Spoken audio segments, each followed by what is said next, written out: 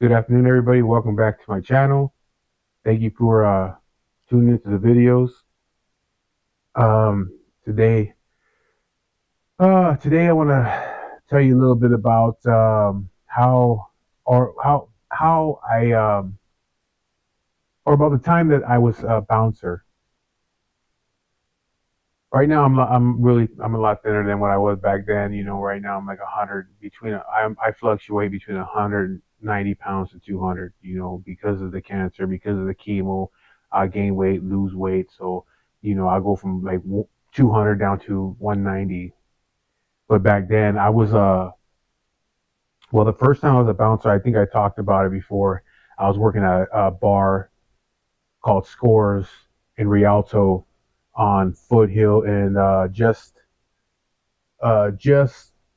west of Riverside Avenue. It was the little side street right before Riverside Avenue on the corner. Years ago, it used to be called Olga's. In the early '90s, late '80s, early '90s, it was called Olga's. And then I started working there. Actually, it was the early '90s when it was called Olga's, and then it changed to Scores. And I started working over there. I don't remember how I got that job. I think I might have got the job through sister, my friend's sister Gina. She used to work there as a waitress. I might have got the job through her, but I don't remember. But anyways, that's where I met my boy Nicky Eyes. He was also a bouncer there. We've been friends all these years since then. I think, let me see, I started working there in shit, I can't even remember. It was in the '90s sometime. It was a dangerous spot though, man, because sometimes it was only like two of us there. And like I said in another video, me and Nick, we used to, you know, um, take shots before we opened the doors because it got fucking dangerous in there, man. I can't remember what, because every night was something different. I worked only the weekends. I worked Friday, Saturday. One night would be like just mainly Chicanos there. You know, there was another night there, and I want to say it might have been Sunday nights. I think Sunday nights was like Black Night. It was, they played nothing but hip hop music, and the crowd was 95% black. The other 5% was fat white girls.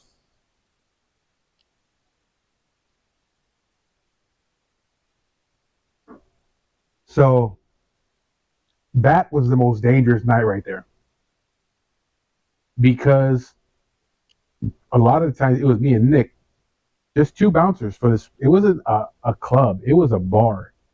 It was a small bar, had a small dance floor, had a pool table in there with a, there was a hallway that had two, the men's women's restroom and a room where they kept the alcohol. But it was really, really small. It was just a bar. It was like a little dive bar.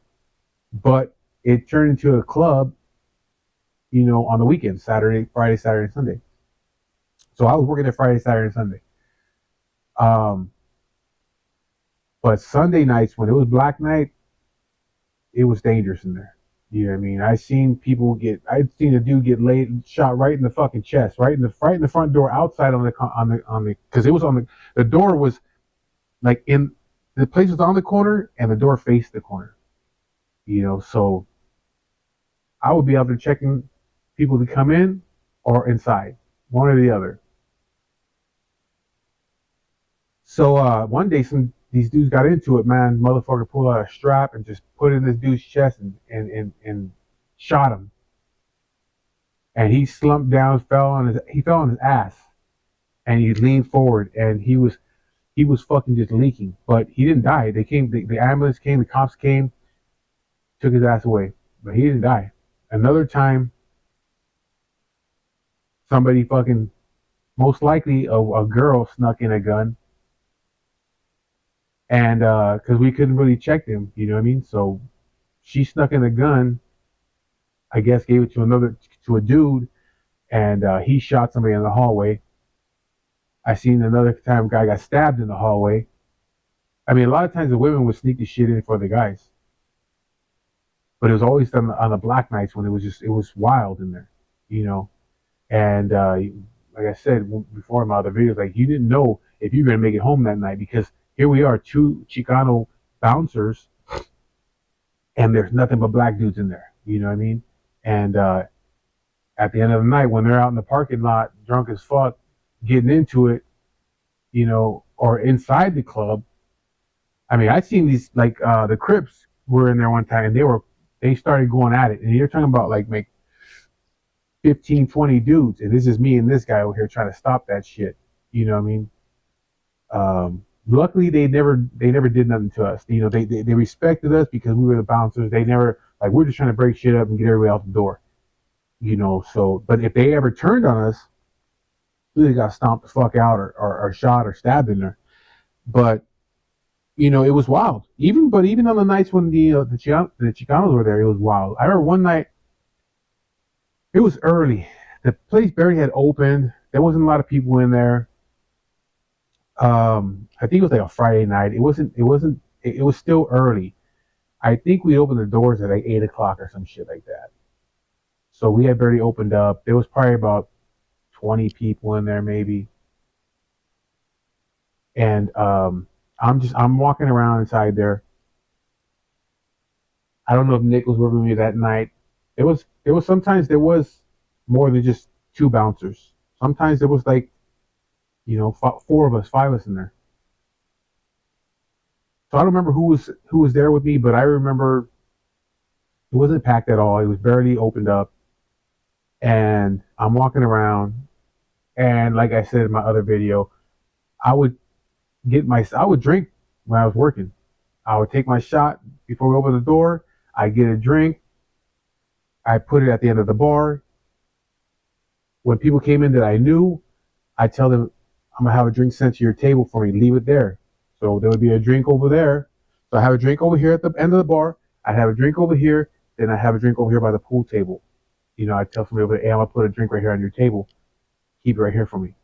So then I would order my drink, boom, boom, and I put them like that. So every time I'm making my rounds, I stop, take a sip of my drink, go walk around for a little bit, see what's going on, talk to people.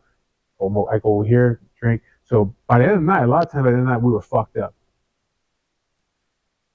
But like I said, it was the beginning of the shift, and there was these three dudes sitting at the end of the bar by the hallway that goes to the back. Like I said, it wasn't packed. There was hardly anybody there yet, and they were gangster type dudes, and we didn't at that place. They did not discriminate against nobody. You could dress any way you wanted.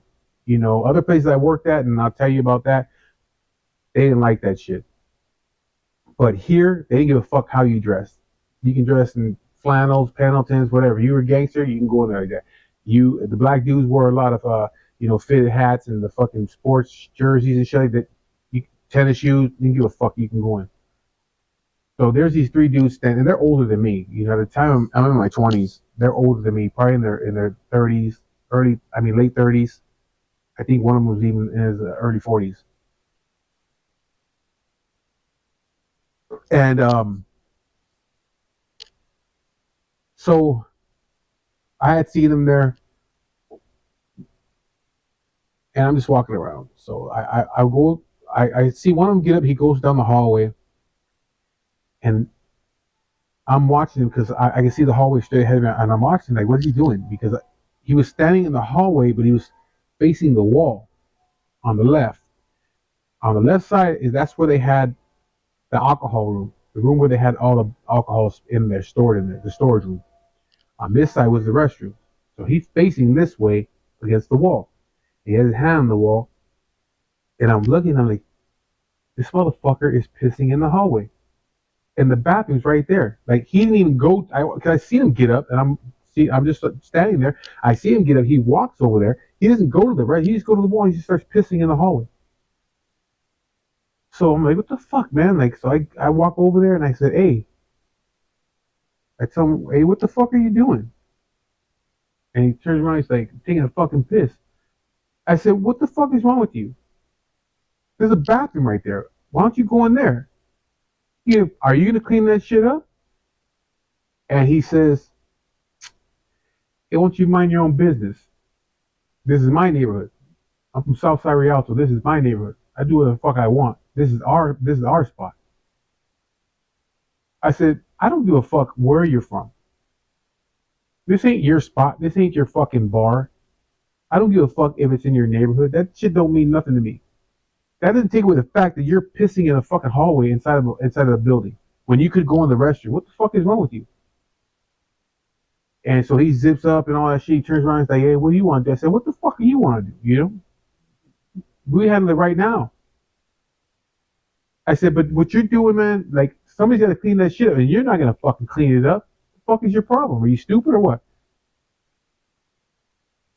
Then all of a sudden, another one comes. He's like, hey, what's going on? And I say, man, I don't know what's up with this dude, man, but you better talk to your fucking homeboy. He's in here pissing in the hallway, and somebody's got to clean that shit up. You know what I mean? I said, I don't know what's up with you guys, man. Why he's being disrespectful? You know what I mean? And just pissing in the hallway. He could have went to the restroom. There's nobody in there. And again, this dude starts talking shit. Like, hey, this is our neighborhood, and blah blah blah. This is our spot. I said, this ain't your fucking spot.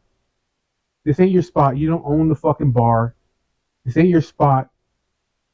And if it was your spot, why the fuck you let this dude piss in the fucking hallway? If that's the way you feel, you know what I mean? You should be taking care of the place. You should be looking out.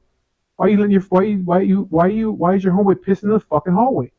The fuck is wrong with you? Then the other one comes, and he's the older one out of all of them.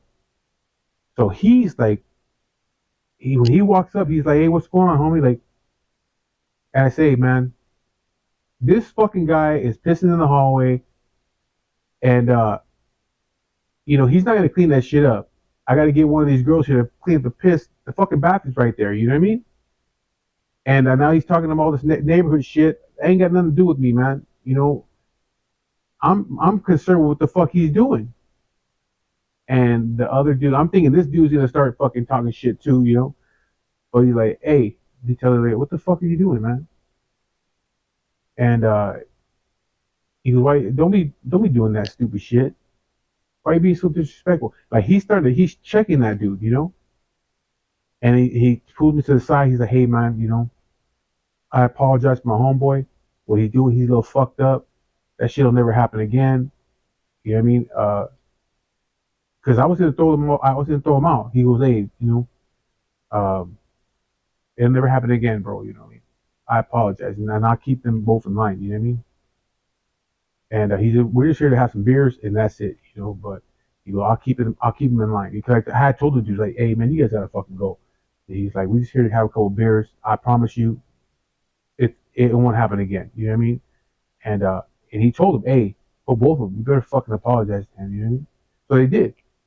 Hey man, I'm sorry, whatever. I'm like, whatever, man. You know what I mean? So I had somebody clean it up, and that was that. That was that time. Other times it was just big melees in there. It was just the parking lot was right across the street. It was a small parking lot. It seemed like every time it was the Black Night, the parking lot really didn't have nothing to do with us. That was across the street. We would just stand out there and just watch these motherfucking dudes. They would be out there going wild and shit, fucking fighting. The girls be out there fighting. The same kind of shit that you see on Instagram and TikTok and all that shit. That shit was happening back then. These motherfucking dudes be out there fighting. These chicks be out there fighting, fucking slamming each other into each other's cars. It'd be big melees out there. We just sit there across the street just watching like, fuck. I'm just glad they're over there and they didn't do it in the inside. But they be tearing shit up out there, and it was all the fucking time. I think it was every Sunday was Black Night. So I worked there for, I don't know, 5, 6 months. I can't remember how long I worked there. Maybe a year. I don't know. I remember I was working there because I had a regular job. So I was a truck driver during the day. So I was I was working for my regular job. I was full-time truck driver in the day. I get out, go over there. I go get out, go home, shower, go over there. I get out at I get out of there like 2:30, 3 o'clock in the morning, go home, sleep for like 2 hours. Then at one point I was doing weekends at Glen Helen, but it was work release. So I had to turn myself in every Saturday and Sunday at like by 7 in the morning. I'd have to turn myself in over at Glen Helen to do like Caltrans type work. Oh shit, sorry. I fucking hit the camera. I have to go and do Caltrans type work. Um, no, I do Caltrans type work in San Bernardino. So I go turn myself in over there, and then they put us on vans and take us all over San Bernardino, cleaning up the gutters, cleaning up that fucking riverbed right there off of it's not a riverbed, it was like an aqueduct, whatever, off of Tippecanoe and I want to say it's like Fifth Street or some shit like that. There's like a aqueduct, where the fucking drug addicts used to always hang out down there. We used to always be picking. We would go down there and have to pick up fucking hypodermic needles because there'd be a bunch of them down there, and trash. And oh, we go to the parks in San Bernardino. All these little tiny parks that are in these little neighborhoods. Go in those little parks and clean them up. So I would do that on the weekends too. Then I get out of there. I think at 3 o'clock in the afternoon. Go home. Go to sleep for a while because I really wasn't getting no sleep during the week. I go to sleep for a while. Back to the club. By I think like 7 in the evening. So I was doing that for a while. I was doing like I said, I was working in my regular job. I was a bouncer at night. On the weekends, I was also doing work release. And I remember I was doing the work release for 4 months. I had to do it for 4 months every weekend, every Saturday and Sunday, turn myself in.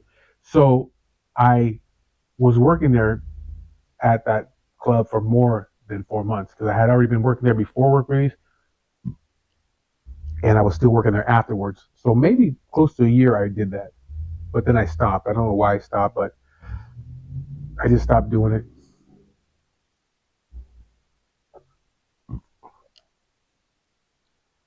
So then in 2000 2007, yeah, it was 2007. I was at this, I was at Zandejas. It was Zandejas and Rancho Cucamonga. It's not there anymore. It was on Foothill and Vineyard. It's kind of tucked away in the back. There was a pool hall over here, and then there was Zandejas over here. Zandejas there was kind of small. It wasn't big.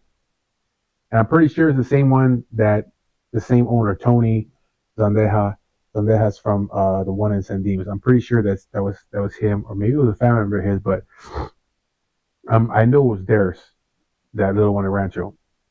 I was there one night 'cause I lived around the corner from there. I was there one night hanging out with my friend Anthony, and I met some dudes right there.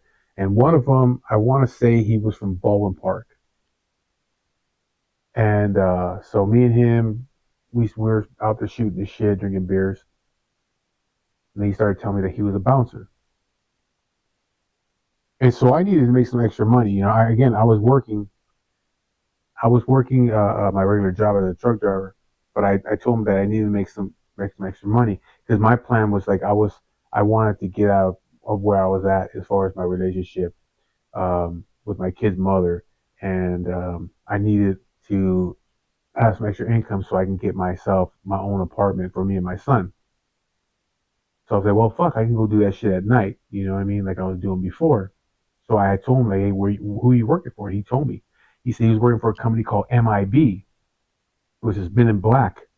Uh, um, they were security, Men in Black security. They didn't just do clubs; they did other shit too. But they mainly did nightclubs. The dude, the owner was some dude named Tyrone. Um, Big motherfucking dude, man. He was I think Tyrone was like black and Puerto Rican, but he was a big fucking dude, man. Wore glasses, but he was just fucking huge, man.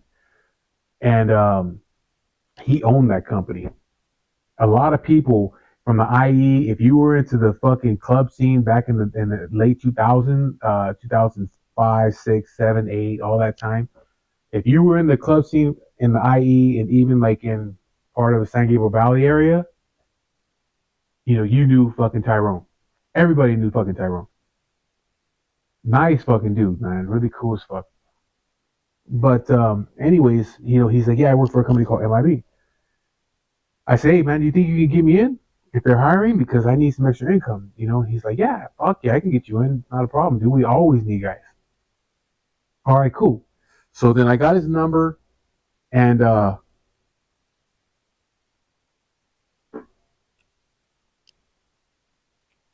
I got his supervisor's number, the dude that ran shit for Tyrone, because you didn't really deal with Tyrone. You dealt with this dude named Robin. He was like, he was the main guy under Tyrone. So he's like, here, this is Robin's number. He runs shit. He's the boss. Call him, tell him you know me, and then he'll hook you up. So I said, okay. So I did. I called that dude the next day, and he's like, you have any experience? I was like, yeah, I used to be a bouncer at Scores in Rialto. But I said, but it wasn't a big club. It was a small spot, but I used to work there. He's like, all right, man. He goes, do me a favor. On Friday, he goes, I'm gonna be over here in Diamond Bar at a place called Scribbles. It's up at 60 in Diamond Bar Boulevard.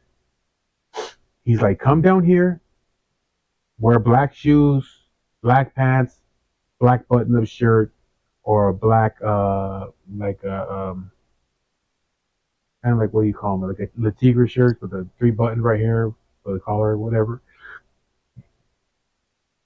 Wear all black. He's like, do you have a sport coat? And I said, no, I don't have nothing like that.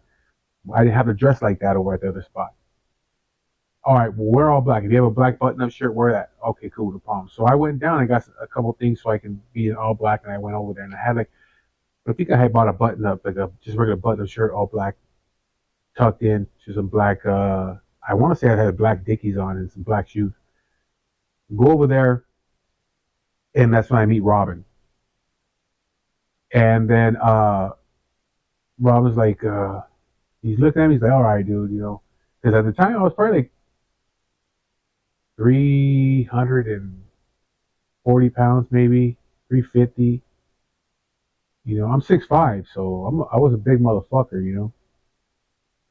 But he's like, you don't have a sport coat, right? And I said, no, I don't have one. He's like, all right. He's like, come on, let's go inside real quick. So we go inside, and this is where I meet my friend Mondo. And he was here the other day. We were talking about it with my wife, but I already told my wife about this story about Mondo. Mondo's my boy from La Puente, and but this is where I met Mondo. This is the exact moment I met Mondo. We go inside, and he goes into because at this nightclub, Scribbles, when you walk in, there's stairs in front of you. You can go up the stairs to the second floor. There was a room over there with it was all a dance floor. You go to the right down a hallway. There's another one. It was kind of like a pit, and there was like a rail around it. So people were standing around it. People were inside like this little pit dancing, and there's a DJ and all that shit. So that's another room. You go to the left. There's a bar right over there, and there's a bar, and then there's another dance floor. You know what I mean? So every room had different music.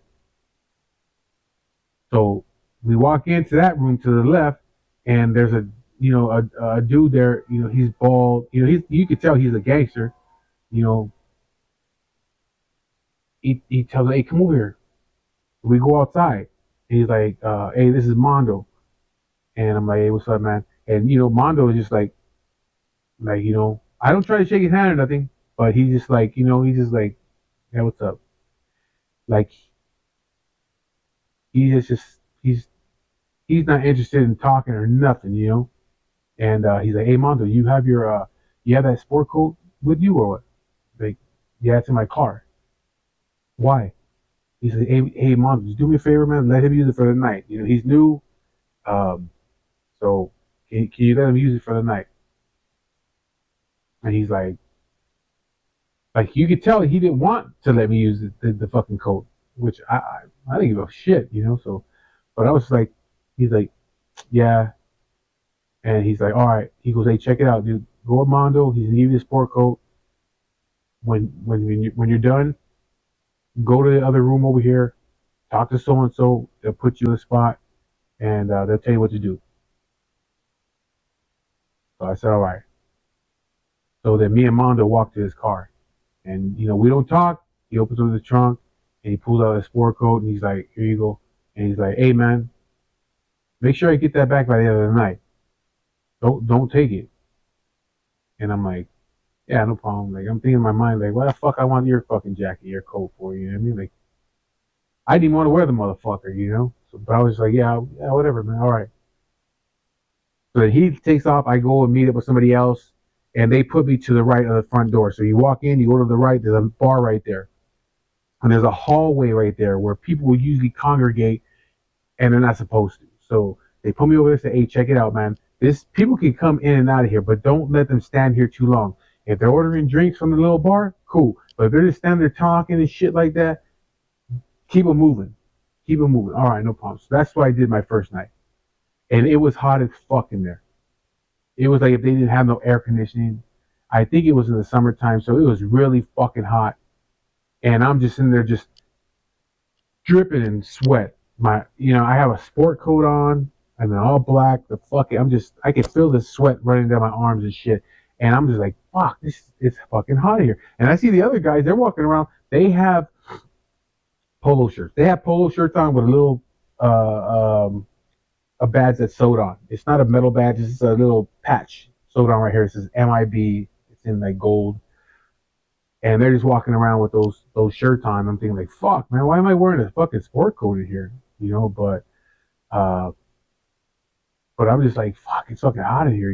I'm just sweating, and I'm thinking to myself like, fuck, I kind of like laughing to myself like, I'm gonna give this fucking jacket back to the dude. This should be just nothing but sweat in it. But then I'm thinking to myself, like, this motherfucker probably sweated in it and has never washed this fucking thing. You know what I mean? So, anyways, at the end of the night, I go find him. Here's your jacket. Didn't talk to him because I thought like this dude's a fucking asshole. That's the first thing that I thought about Mondo. Like, this is a fucking asshole. You know what I mean? So I just never talked to him. So I was there that night. Then the next night was a Saturday night, and they sent me over to Sevilla's in Riverside, and I was working over. I can't remember who was the supervisor over there. Who was the main bouncer right there? Oh, it was this dude named Danny, but everybody called him Dano. He was the main guy there. So there's Tyrone, there's Robin. Every spot that we worked for that I would go to, like Scribbles, they had a supervisor there. He's the main bouncer. He don't do shit but walk around, assign jobs to everybody, and just walks around, make sure everybody's doing their job. Then you go at Sevilla's Riverside. Dano is the main guy there because Robin is not staying nowhere. Robin is bouncing from club to club all night, making sure that everything is being taken care of. So there's supervisors at every spot. So Sevilla's was Dano. He was the boss there. You had Rock and Taco and Fullerton. There was a guy, I think it was also that was the main guy over there. He was the supervisor. We also did Godfathers on Wednesday. Godfathers in Chino. Um, well, I would work over there on Wednesdays because that was the busiest night was Wednesdays because they had like I want to say it was like dollar drinks, dollar fucking well drinks. So you can go over there with $20 and just get shit faced. But they had it was Rob Crisp. He was a white boy. Everybody called him Rob Crip because he was a Crip. He was a white Crip. He was the supervisor there. So anyway, they sent me to Sevilla's the Riverside, and I get to meet Dano, and he liked me. You know what I mean? He liked me off the bat. We became friends right away, like cool with each other. So he was like, hey, check it out, bro. I'm gonna keep you here with me Friday, Saturday, and Sunday.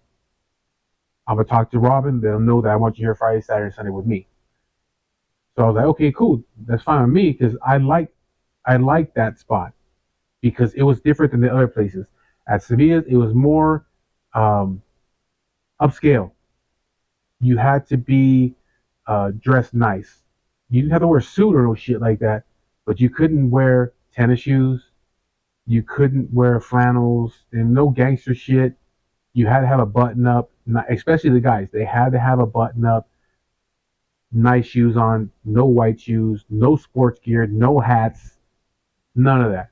You had to be dressed up. So I liked it there. And the guys that were there, you know, they dressed more professional as far as the bouncers went. You know, like they were wearing suits and shit. So um, I would work there Friday, Saturday, Sunday with Dano.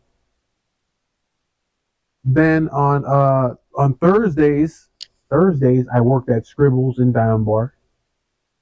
Wednesdays Godfathers in Chino. Every once in a great while they send me over to Rock and Taco, which I didn't like going over because it was kind of far.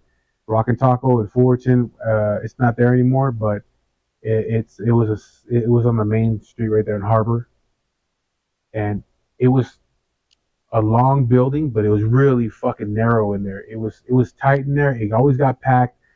Everybody came in through the back, the alleyway in the back where the parking lot was at, and it was a nice spot, but it was just too fucking small, and I didn't like working over there. I don't want to drive all the way the fuck over there, you know. So I worked over there a couple times.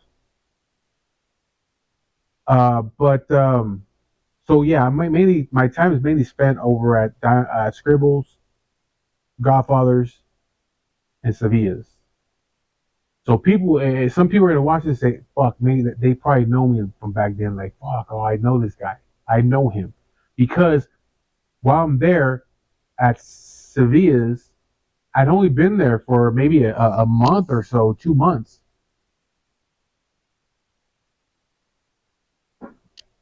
I don't know what happened with Dano. I can't remember, but Dano, he wasn't working there with us no more. Something happened. I think he just took some time off. So Robin was like, "Hey, Mike, you want to take over that supervisor spot over there at Sevilla's? You'll get paid a little bit more."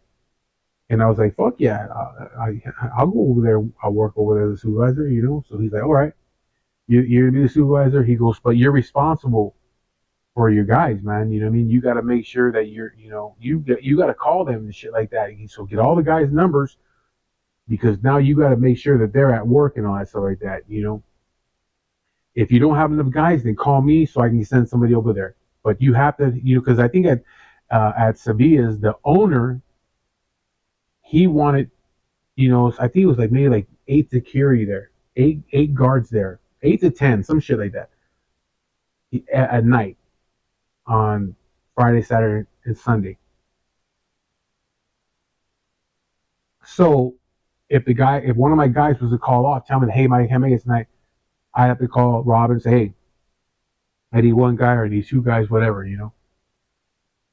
And he would send me somebody. So, anyways, and then when paid, I think we got paid every other week. We'd have to meet with Robin over at the McDonald's next to Ontario Mills Mall. We'd have to go meet over there with him. I'd have to go over there. All the supervisors had to go over there and meet with him and pick up the checks for all the guys, and then pay them when we got to the club. So I'm a supervisor at Sevilla's, but still Wednesday and Thursdays I'm working at Godfathers and Scribbles. I'm not the supervisor there. But since I was a supervisor at Sevilla's, when I went over there at the other clubs, I pretty much could do whatever I wanted. You know, I really didn't have to stand in one spot. I could walk around like if I was a supervisor. I didn't tell the guys what to do. That was their supervisor. That was their job. But the supervisors really didn't tell me what to do either. They didn't tell none of us that were supervisors. They didn't tell us what to do either. We already knew what we had to do, so we just walk around and walk in and out of the club, and we do whatever the fuck we wanted, you know. So I'm over there at Sevilla's as a supervisor now, and you know I kind of took the shit serious. I kind of took the job serious. I went. Went to a place called Zilla's. Zilla's in the Montclair Mall, and they sold suits there. They did all the suits for the guys for MIB. You know, because I talked to Rob, say, hey man, you know, I'm gonna go buy me a fucking all black suit. He's like, okay, go to Zilla's, tell them that I sent you over there. They give you a discount. So that's what I did. I went over there and I bought an all black suit.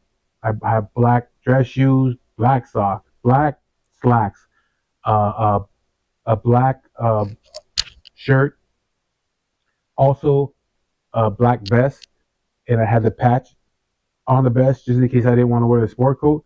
I would just walk around with my vest on, you know, my all black pants and shit. And I also got a black sport coat, which they also put the patches on the sport coat right here. And then I went to Burlington Coat Factory and I bought me all black wool um, trench coat.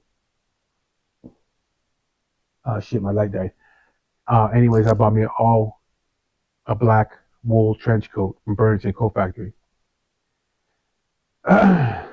So I look professional. You know what I mean? The other guys didn't do it that extreme, but some of them they did dress pretty nice. Oh, and I had a black tie. And I would just stand out in the front. I would go sign my guys. Okay, you're here. You're here. Go. You do this. You're doing that. You're upstairs. You're because at Sevilla's they have the main downstairs. Then you on the outside you have some stairs that went up to like a deck with a cover on it. That was another area with a DJ. Then if you went through the restaurant and you went up the stairs because it was at the bottom was a restaurant. It was a Spanish restaurant. So you go up the stairs in the restaurant, and on the second floor up there was another room. But that was mainly for like the older crowd, and they were playing like jazz and shit like that up there. And they had like they had a bar up there, and they would serve tapas there, you know, which is like Spanish appetizers. And so it was a way different crowd in there. We didn't even have to go up there really to just we didn't have to have a bouncer up there because it was an older crowd. They were playing jazz or they were playing like music like you know for the older crowd to dance to. So I would just go up there, walk up there, look around, and make sure everything is okay, and I come back down. But my main focus was the main room, which is really big, and it had a lot of VIP areas in there, and then the outside deck on top.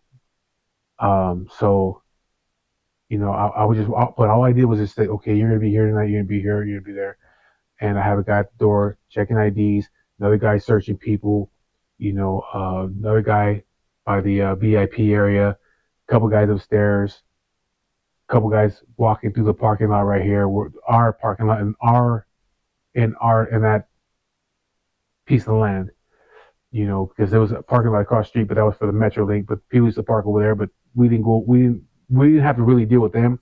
And then there was a parking lot where the spaghetti factory was at. Again, that was across the street. That was we didn't have to really deal with that. But but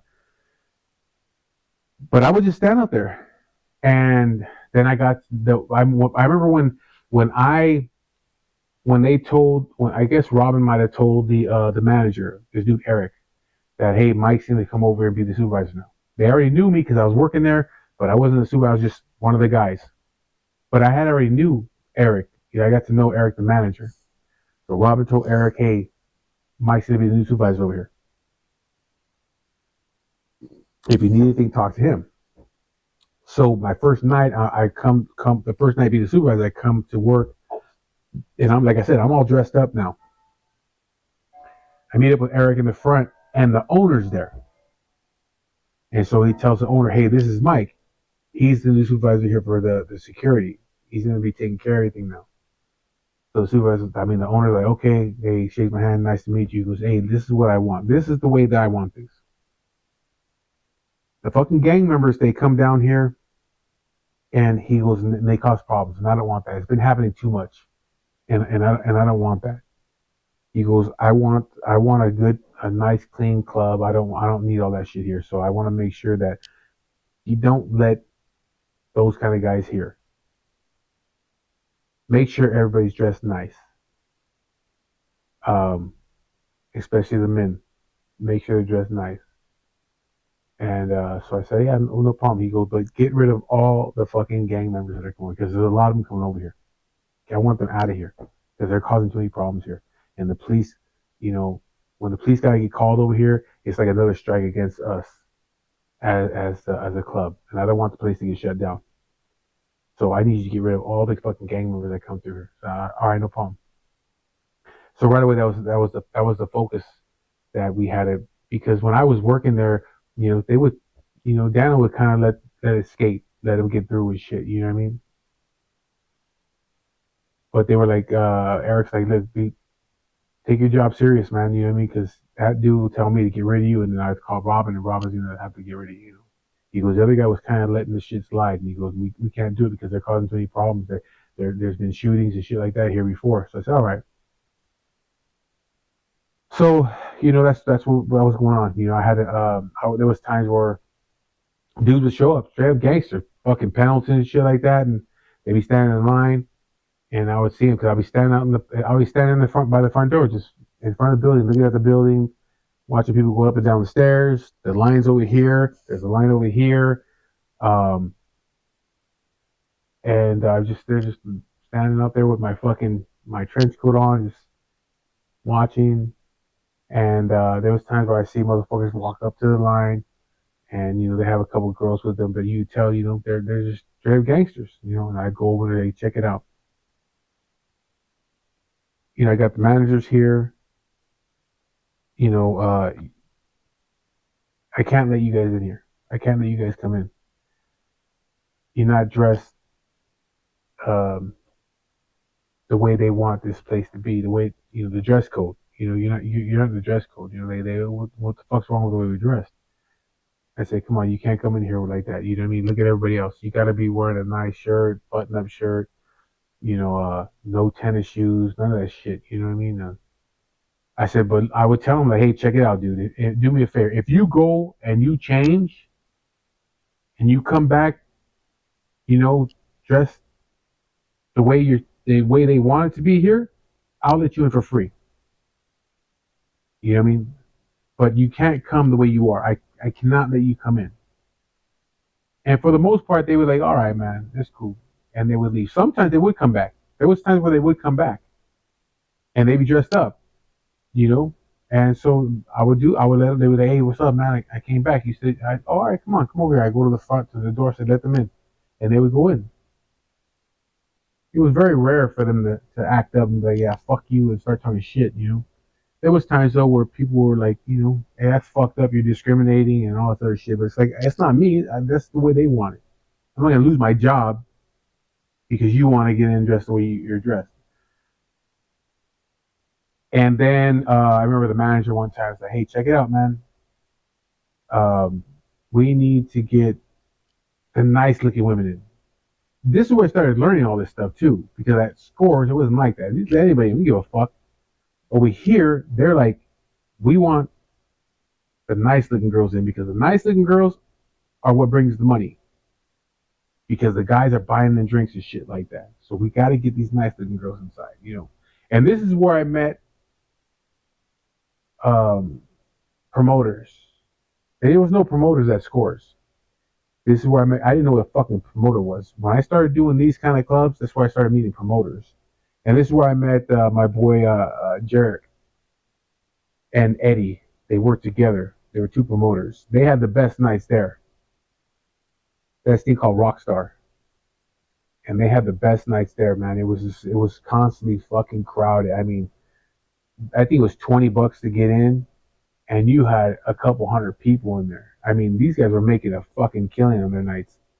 At the end of the night, I would be, everybody clear out, the club be empty, the waitresses, the bartenders, the bar back, they'd be cleaning up the club, mopping the floors and shit like that, and these dudes would be in there just counting fucking money, just stacks of money, because they were getting paid. I think they were taking like 100% of the door, and you're talking about shit, 300 people maybe. I don't know how many people were in that spot. 300 people. $20 a person. They were making a fucking killing, man. But you know, they would they had wristbands when you came to the door. Those wristbands. If you had a white wristband, because you were VIP, not VIP. Yeah, kind of like VIP. Um, you didn't have to pay to get in. Um, but like Jarek and Eddie, which is the other guy, they only had so many of those white ones that they would have. That was their shit, But they were only going to give away so many free VIP spots to come in. It's VIP as far as you getting in. It wasn't VIP like you're going to get a VIP booth and all that shit. These dudes were charging like $500 for a bottle there. For a bottle of Grey Goose, like $500 to get a VIP, and they were cashing in on that shit too. They got a percentage of those VIP booths, and so they were making money off that too. It wasn't like they were just making the money at the door. They got money for selling those VIP booths that were inside there. There was a VIP booth along the wall. There was a bigger one over at this wall, and there was one on the stage where the DJ was at. They all cost different. You know what I mean? So they were making money off that shit too. And so, I got to know them really, really well. Me and Jarek are still friends to this day. I met him in 2007, and we're still friends to this day. Um, but so, I tell Jarek, hey Jarek, dude, give me a couple of those the white wristbands. I got some people that come down. So he gave me like 3, 4, whatever I needed. I got like four chicks coming down here. Can I get some white wristbands? Yeah, no problem. Boom, he gave them to me. The girls that I knew that I invited down there, they come down and give them the wristband, bam, they walk in free. They don't have to pay, they don't stand in line, they just go right in. But like I said, the manager came to me, Eric came to me one day, he's like, hey man, we gotta get the fucking nice looking girls in. So I said, all right. So that was, to me, that was the fun part of the job, because I was getting to know all these fucking people, all these girls, you know what I mean? After a while, it was like,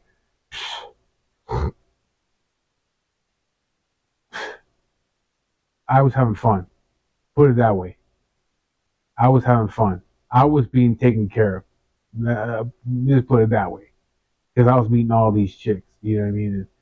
And I remember though, like I would go to I just felt, I kind of felt like important too. You know what I mean? Because I would I would walk down the line, and I would just, I'm looking at the fucking ratio here. I'm walking down the line, and I would see like a couple of nice looking girls, and they were always dressed with their real small skirts and shit on, and I'd walk over there, or I'd see him and say, "Hey, come over here," and or I'd undo the fucking rope thing. Hey, come here, you, come here. And the girl would come over like, "Hey, what's up?" I said, "Hey, uh, who are you here with?" And she's like, "Oh, I'm here with them 5 girls right there." And so I would have to check the ratio. The ratio is like 1 fat chick and 4 nice looking girls. Let's go. 3 fat chicks, 2 nice looking girls. You can't come in right now. Or you have to wait. They have to wait in line. You know what I mean? Like they can come in, but they gotta wait in the line. If the ratio is good looking chicks more than the bad looking chicks or the fat chicks, all right, you guys can come in. But sometimes it was like, okay, you got a group of like 5 or 6 girls, and you got 3 of them that are nice looking, one like couple mediocre, but there's always that one big girl with them. The other one's like, you know. I would straight up go over there and say, look, check it out. Who are you with? All you guys? Yeah. Okay, you, and you can get in right now. You don't have to wait in line. I'll walk you to the front, and you can get in right now. You're gonna still pay, but you can get in right now. You don't have to wait here. You other ones, you have to wait. And I swear, they would fucking leave their friends. They still had to pay, but they would leave their fucking friends. Like, oh, we're gonna go inside and we'll try to find a table on it. And then they go like, you're really gonna leave us? Like, why can't we go with them? Like, you can't. So what are you guys gonna do? Let's go. They would fucking leave me. And but I would do that shit all the time.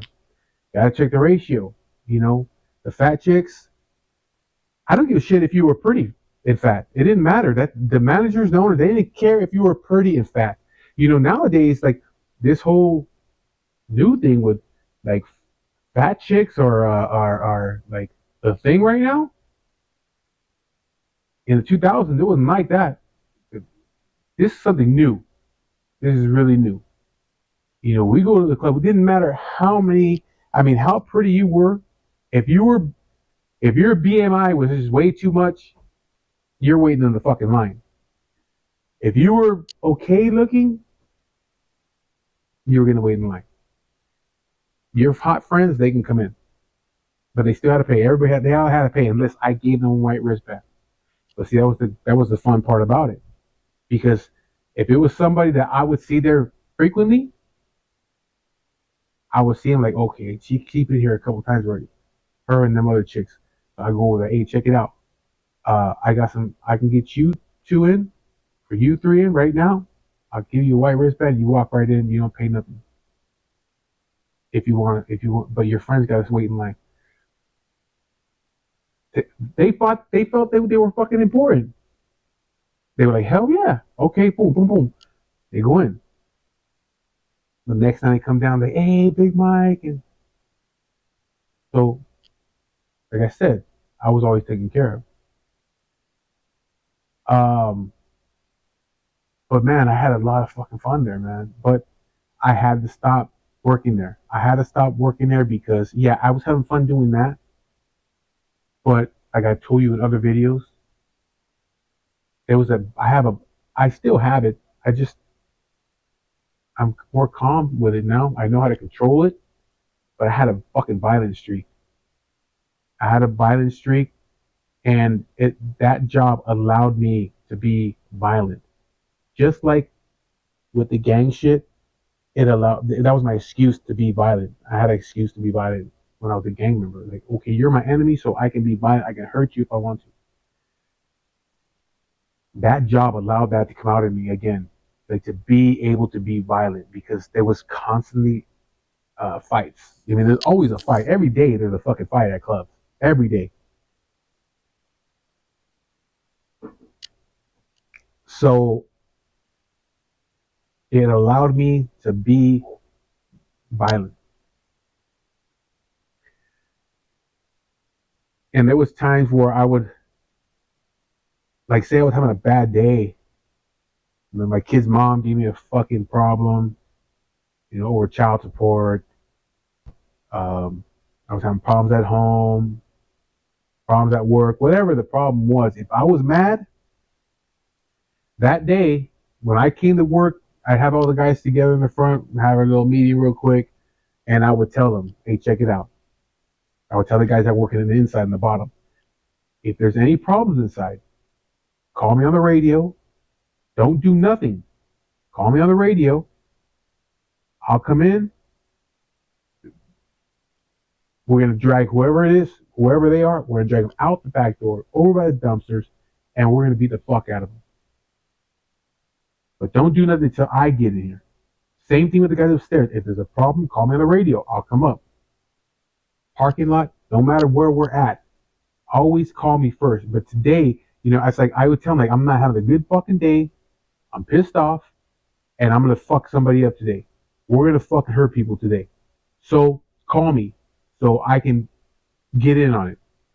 Because I didn't want them to fucking be able to do it, and they're already dragging some knocked out motherfucker out the back door. It's like, no, you guys already took care of it and shit. You know what I mean? I didn't get to get mines in, so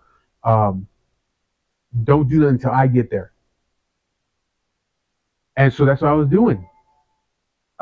We to drag people out that back door.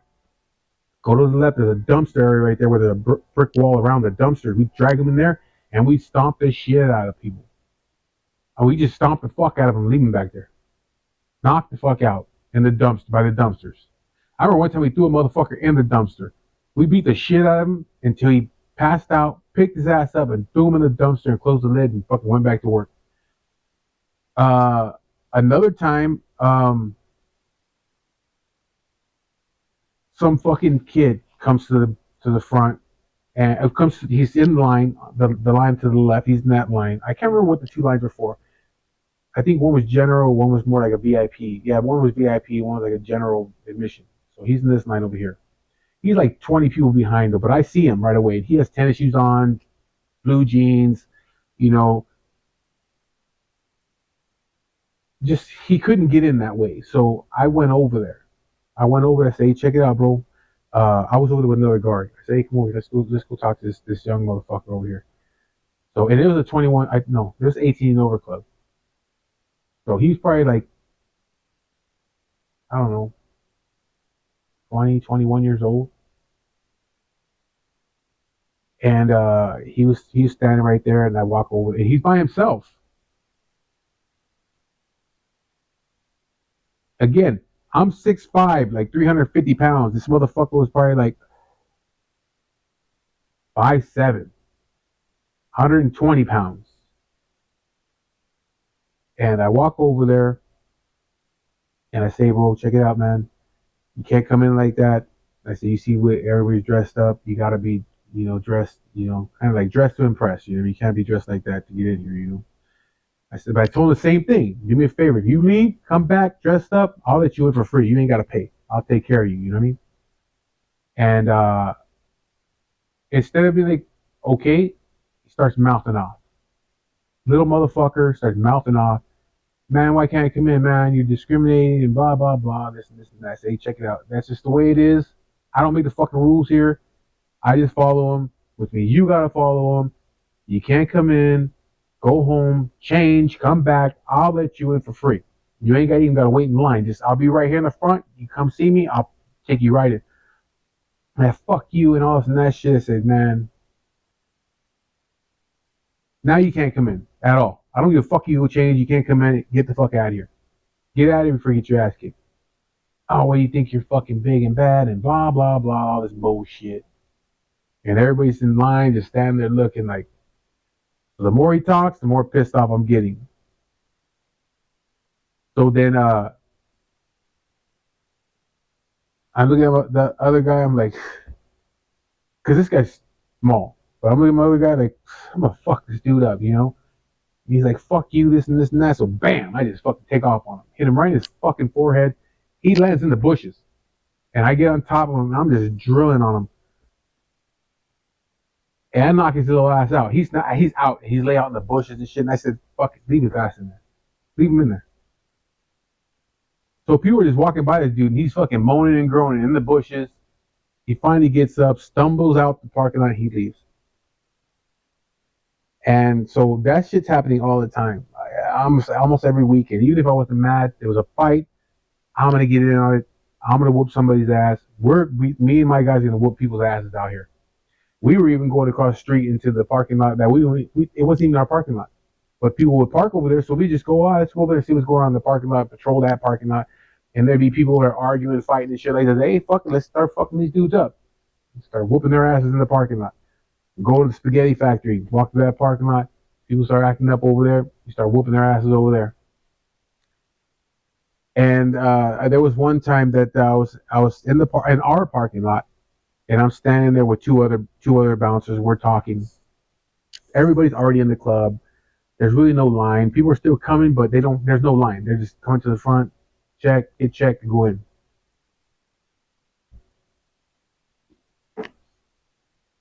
So I'm standing there with two guys in the parking lot, just watching the front. And I see this black dude. Short motherfucker, probably like 5'6". Kind of stocky. He's not dressed right to get in. But he walks up to the fucking front. He's trying to get in. My guy at the front that looks like the IDs and all that shit. He's telling him like, hey, sorry, bro, but you can't get in. You know what I mean? You got to be dressed up. He's just more like urban style, So you got to be dressed up to come in here and shit. So here he goes with that racial shit. Yeah, you gonna be racist. Because over at Sevilla's, they had different nights. They had like, the blacks had their own night, which was, I think, I want to say it was Thursdays. No, it was Sundays. There was, again, like where at Scribbles, it was like 95% blacks, 5% whites, fat white girls. There was no white dudes there, fat white girls, and the rest was black dudes and chicks. It was like hip hop night. This night was like a Saturday, which is like the Rockstar night. And it was just like mainly Chicanos there, some Asians, some guys from Lebanese, out of Lebanese, like those kind of Middle Eastern type motherfuckers. You know, I met a lot of cool ass dudes, and they all for some reason had a name Shadi. I met like three Shadis there. I met another dude named Daoud. I mean, there's a lot of dudes from Lebanon over there. But anyways, so they was telling him he can't come in. You can't come in like that. Go change and blah blah blah. So he's talking shit, saying they're being racial toward him, and so he walks away. He comes over to where I'm at because the dude had told him, well, if you don't believe what I'm telling you, go talk to him. He's the supervisor. So here he comes, and we're standing there talking. Yeah, but I'm watching. I can see what's going on. So I'm like, okay, here he comes, this motherfucker. See what happens. So he comes up to me. He's like, hey man, you the supervisor right here? I said, yeah. What's going on, man? Hey, this motherfucker right here says I can't get in because of the way I'm dressed. I said, that's right. You can't come in because this is not Sunday nights. Sunday nights is different, but Saturdays you have to be dressed up. Come back tomorrow. I told him, you come back tomorrow, come see me in the front. I'll take care of you, get you right in. You ain't got to worry about it. But tonight is not that night. You can't be dressed like that. You have to be dressed up tonight. Friday to Saturday, you have to be dressed up. Sundays, wherever the fuck you want. Well, that's bullshit, man. You it's because I'm black and all this other dumb bullshit, you know. So now you check it out, man. Just go ahead and take off, man. You know what I mean? And he's talking that shit. Fuck you, man. You racist motherfuckers and all this and that because all three of us were Mexicans. I mean, we're Chicanos, you know. So he's like, you racist motherfuckers and blah, blah, blah. It's because I'm black and all. I said, well, yeah, whatever, man. It's because you're black. Get the fuck out of here. Just come back tomorrow. Get out of here. He kept talking shit. I said, if you don't leave, I'm going to fuck you up, man. You're going to get your ass kicked over here. Just get the fuck out of here. You didn't do shit and fuck you and all that. All right. So he starts mouthing off to my other guard over here. Talking shit, little man syndrome. So I'm like, I'm tired of this motherfucker already. So I grab him. I get him in the chokehold. And I pick him up off the ground.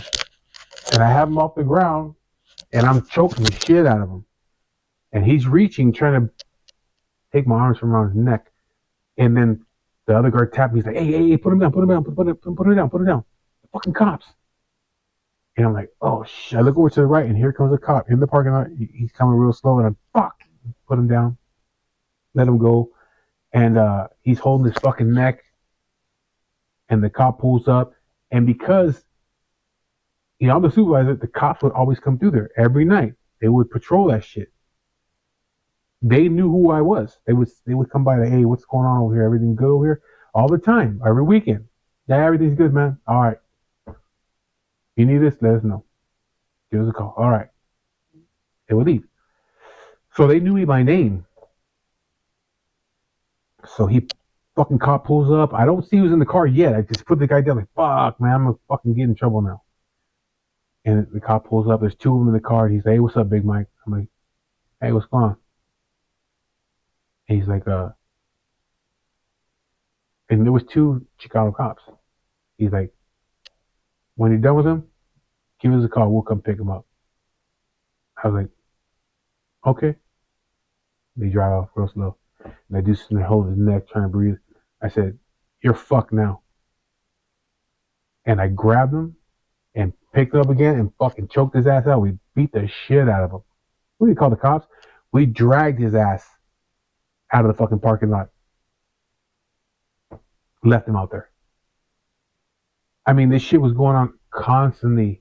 And I'm like thinking to myself, like, you know what? I gotta stop doing this shit. One of these days, I'm gonna end up killing somebody out here. And for what? It's a club. I don't own this fucking club. You know what I mean? I'm taking out my anger, on everybody else.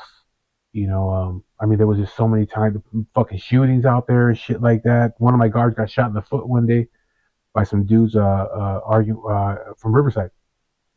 Dudes from Riverside came down there and they had issues with these dudes from Fullerton, from Togerstown. There was some dudes from Fullerton. He's come down there. There was like 4 or 5 of them.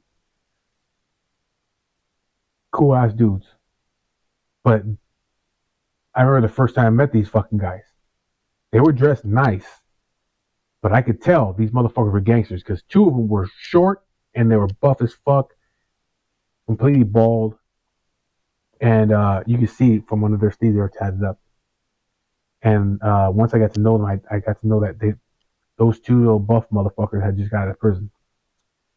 But I got to know them guys, and the first time I got to know them, they showed up there. They were dressed up nice. I already knew though these motherfuckers are gangsters. Like five guys. Uh, they show up over there, and so I'm like, oh, okay, I gotta let them in because they're not doing anything wrong. They're dressed nice, so I let them in. And then one of my guards comes. He comes out and say, hey, Mike, there's these fucking guys in the VIP because these guys would always get a VIP every fucking time they came. They would get VIP. They were paying $500 for bottles. This is when Nouveau was like a big thing. I think they're paying like $200 for a bottle of Nouveau, which was crap alcohol, but it's because Jamie Foxx said it in the fucking song. Everybody wanted it, so they're drinking fucking Nouveau or they're drinking Grey Goose, Patron. I mean, you're talking about $400 or $500 a bottle. They're like, hey, Mike, man, there's some dudes in there in the VIP. They all got their fucking shirts off and shit, and they're all fucking blasted. Bunch of gangster motherfuckers in there, man. And I'm like, all right. So I go in there and I'm like, I see them. All of the guys, they have their shirts off, and you see fucking Fullerton tattooed on their stomachs and shit. They're all completely covered in tattoos. And they're in there with their holding fucking bottles and shit like that. They got all kinds of fucking the nice looking chicks are all in their VIP. They're fucking partying like a motherfucker, you know. But you can't be in there with your fucking shirt off. So I go into their VIP and I take off the rail. I go in there and I tell them one of the little short, stocky fuckers. You know, I said, hey, check it out, man. Tell them here. I said, do me a favor, man. Put your fucking shirt on. You didn't come in here like that. I'm getting complaints, man. You know what I mean?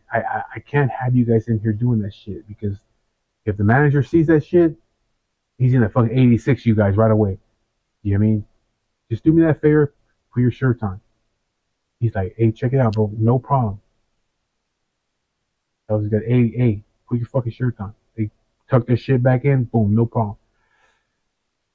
At the end of the night, I remember they came out and they were like, came up. All of them guys came up to me, shake my hand, like, hey man, thank you for not throwing us out, man. Appreciate it. We apologize. It'll never happen again. You know, no problem. Don't worry about it. So that they would come back almost every weekend. These guys from Fullerton would come down there. And even one night, it was the end of the night. They were coming out. They were standing in the front, and we got into some guys out there. It was probably like about 6 or 7 guys out there we were getting into it with. I think they were from Riverside because the guys from Riverside, that was their area, and they would constantly causing fucking issues. They would come after the club closed. When the club was closing, they would show up over there. They would show up over there to see who was there. You know what I mean? So you got guys from Riverside showing up at the end of the night. They come through the parking lots. And so they came through and we got into it with them. And we were out there fucking fighting with these dudes and shit. Then they end in the car and they take off. But while we're getting into it, like when it started to happen, when we seen the shit was in, started going down, them dudes were out there from Fullerton. And the dude was like, hey, Big Mike, you need me and my homeboys to fucking, help you guys out and shit? And I was like, nah, it's all right, man. We'll take care of it. He's like, are you sure? He goes, because we're parked across the street, man. I'll send the homeboys over there right now, pop the fucking trunk, and we'll take care of it right now. Tell you guys, don't even worry about it. We'll take care of that shit right now. And I'm like, nah, I said, don't do that. We'll take care of it, dude. He's like, you sure, man? We'll handle that shit for you right now. And I was like, no, it's okay. Don't worry about it. He's like, all right. So we went out there, started fucking fighting with these dudes from Riverside. And, that was it. Fucking Constantine showing up and whatever. A few weeks later, they came back. Guys from Riverside came back at the end of the night. And that's when one of my guards got shot in the foot. They came out there and they were in the street with fucking opened their trunk up and started fucking letting off out there. And one of my guards got shot in the foot. So it was an interesting job. I had a lot of fun doing it, man. Met a lot of people. Some people I'm still friends with. But I just had to stop doing it. I had to stop doing it. And I told myself one day, I said, just, you have to quit this job because it's taking control over you. I would just, the violence again. I was violent again. I became very, very violent over there. And it was like, I was looking for it every weekend. And every weekend I found it. Whether it was at Godfather's in Chino, we'd fuck people in the parking lot. One day, some dude came up and talking all kinds of shit at the end of the night. And we're all outside in the parking lot. There's like 10 guards out there. This dude come out talking shit and blah, blah, blah. I say, hey, man, get the fuck out of here. He's like, fuck you and all this and that shit. I say, hey, man, we can go in the back. Let's go in the back. You want to talk that shit? Let's go in the back. He's like, fuck it, let's go. So me and a few guards went back there. But I told the guards, don't worry about it. I'm going to whoop this dude's ass. We go in the back. I beat the fuck out of him back there behind Godfather. Not behind on this side, but way behind on the other side, back there where people park. On the it would be the west end of the parking lot behind the building. Beat the fuck out of him back there. He swung on me, missed. I cracked him, hit the floor, stomped the shit out of him. I was doing that shit at Godfather's too, beating the fuck out of people in the parking lot. I was just looking for somebody to mouth off. Once you mouth off, that was it. We're gonna stomp your ass out. Uh, Scribbles, same thing.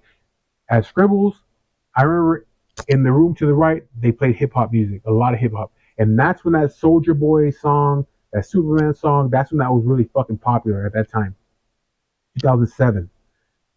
And I remember that when that song came on, motherfuckers started doing that stupid dance that was associated with that song. The guys would do that dumbass dance, bouncing around and shit like that. But what happens, they would bump into people and people would get pissed off. Like, hey, man, what the fuck? They're dancing with a chick and these dumb motherfuckers start doing that dance and they bump into people and it would start fights. So we banned these motherfuckers from doing that. We would tell them, don't fucking do that stupid ass dance in here. It's too small here. You guys are bumping into people. So don't do that dance. When the DJ was playing a song, we'd be like, don't do that fucking dance. But we'd wait, because like I said, it was kind of like a pit. We'd be around, there would be guards around the rail. And we would wait. We would wait for that song to come on, because we knew that motherfuckers would start doing that dumbass Superman dance. And as soon as they started doing it, we rush in there and beat the fuck out of them. We stomped the shit out of them. We started grabbing them by their collars, pull them down, drag them out. As we're dragging them out, motherfuckers are stomping them, drag them out the side door, through the patio, drag them through the front door, and we throw them out right in front of everybody. Beat the fuck out of them. Oh, at the end of the night, we go in the parking lot. People would be drunk. Parking lot's across the street. I think it was a Kmart. We had no control over the parking lot, but we would go over there anyway, because that's where everybody parked at. That's where the drunk motherfuckers were at. That's where the problems were at. And that's where we're going to stomp motherfuckers out. So we'd go out there, and Scribbles had a lot of guards. They had probably like 15 guards. We'd go hit that parking lot, looking to beat the shit out of people. Godfathers, at the end of the night, looking to beat the fuck out of people. Sevillas. It was just an every weekend thing. Every weekend thing. And I thought to myself, man, I think it was after I fucking really fucked somebody up at Sevilla's, across the street in the Metrolink parking lot, where I said, you know what? I gotta stop this shit, man. I gotta stop working here, because I'm taking this shit way too far. I'm not here to be violent. I'm here to just make sure that shit don't happen. But I'm becoming even more and more violent because of this job. So I just finally said, you know what? I told Robert, I'm done. You know what I mean? Like, I'm not gonna work no more. And I just kept doing my regular job, and I stopped being a bouncer. But I had a lot of good times. Met a lot of good people. Met a lot of chicks. I do a lot of stupid ass shit. Even my boy Mondo had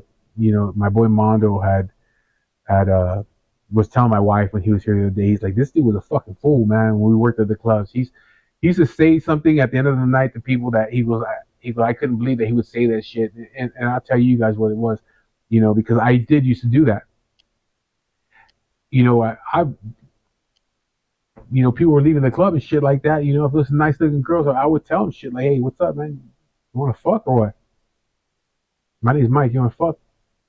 It would work sometimes. Like my boy Bono would say, it would work. Yeah, I would just straight up say that. I was well known over there at the club at Sevilla's. You know what I mean? People knew who I was. I felt kind of important because I was like the boss over there. You know, I stood around like I was a fucking boss over there. I walked around in a suit and the fucking and a wool trench coat. You know what I mean? I looked the part like I was the boss.